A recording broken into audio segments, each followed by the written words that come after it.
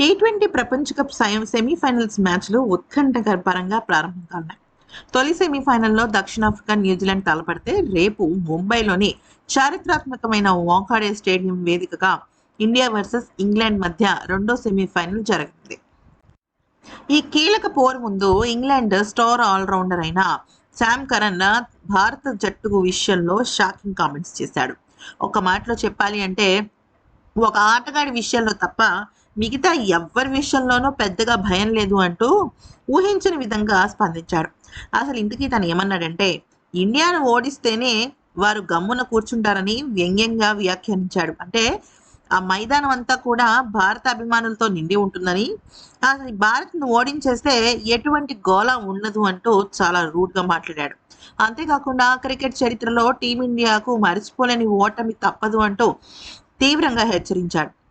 తమ జట్టు సెమీఫైనల్లో ఇండియాపై ఖచ్చితంగా విజయం సాధిస్తుందని అతను ధీమాను వ్యక్తం చేశాడు. బ్యాటింగ్ విషయానికి వస్తే యువ సంచలనం అభిషేక్ శర్మ అద్భుతంగా బ్యాటింగ్ చేస్తాడని కరణ్ ఒప్పుకున్నాడు.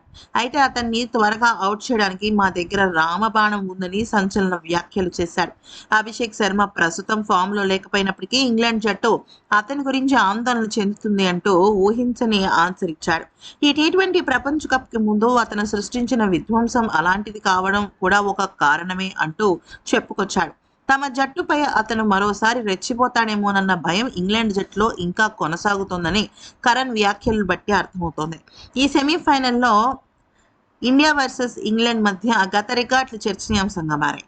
ఐసీసీ టీ20 ప్రపంచ కప్ టోర్నమెంట్లో ఈ రెండు జట్లు ఇప్పటి వరకు 5 సార్లు తలపడితే, అంటే 2007 నుంచి 2024 వరకు జరిగిన ఈ మ్యాచెస్లో 5 మ్యాచ్ల్లో టీమిండియానే పై చేయి సాధించింది.